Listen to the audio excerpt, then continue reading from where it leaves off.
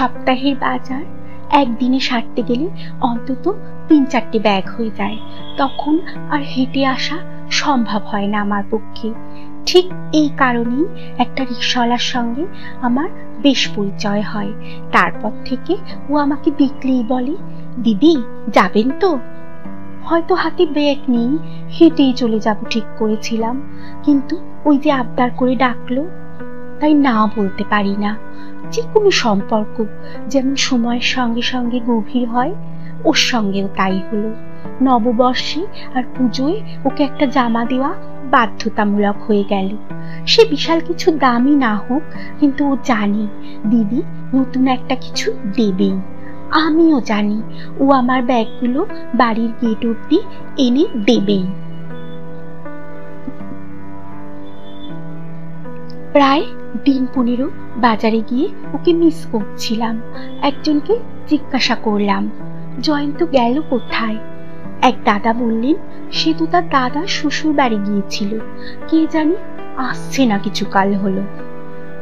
আজকে ফিরছি, দেখি জয়ন্ত বসে আছে।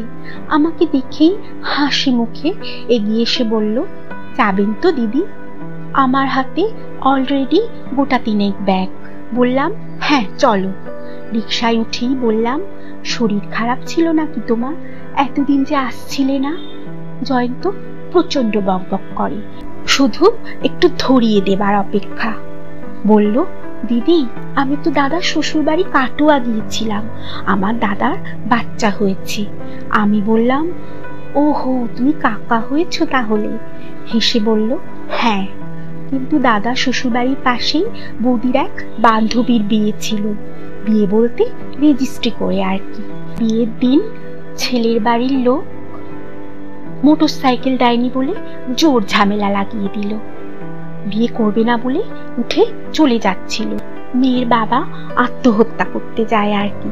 শেষে আমার বৌদি বলল, তুই বিয়ে কর জয়ন্ত। আমি বললাম, আমি রিক্সা চালাই আর ঠোঙা বানিয়ে বিক্রি করি, বিয়ে করে মেয়েটাকে কষ্ট দেব? বৌদি বলল, সবাই মিলে ঠিক টেনে দেব, তাছাড়া মেয়েটাও হাতের কাজও জানে। মেয়েটার বাবাকে দেখে সত্যি খুব কষ্ট হলো, বিয়ে করেই ফেললাম। রেজিস্ট্রি করে নয়, এমনি মন্দিরে বিয়ে হলো আমাদের। এখানে তো সংসার বলতে আমি দাদা বৌদি ছিলাম, মা বাবা তো কবেই মারা গেছেন, ওই জন্য এ কদিন কাজে বেরোয়নি। মায়াকে একটু দেখিয়ে শুনিয়ে দিচ্ছিলাম। নতুন বউ এসেই হেসেলে ঢুকবে। বৌদি নেই, আমি আর দাদা পালা করে রান্না করছিলাম এ কদিন।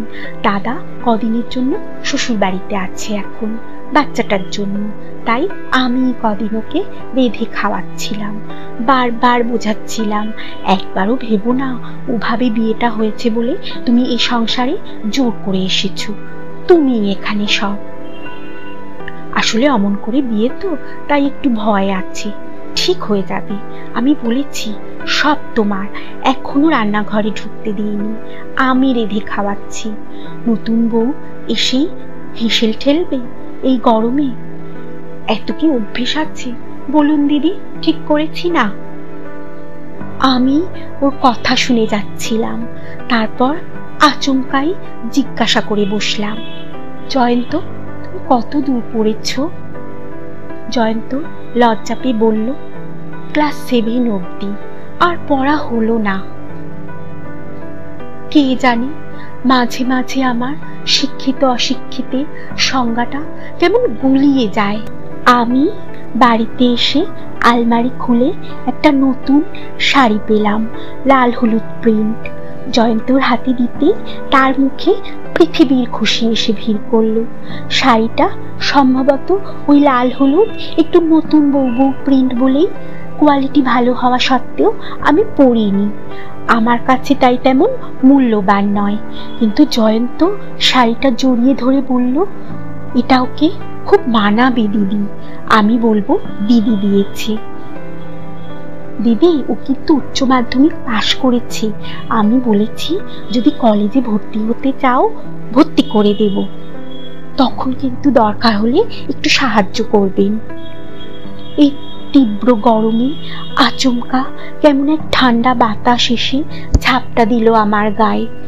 সব সম্পর্ক কেন এমন হয় না? গল্প হোক পারস্পরিক সম্মানের, গল্প হোক ভালোবাসার, গল্প হোক পাশে দাঁড়ানো, পরস্পরকে বুঝবার।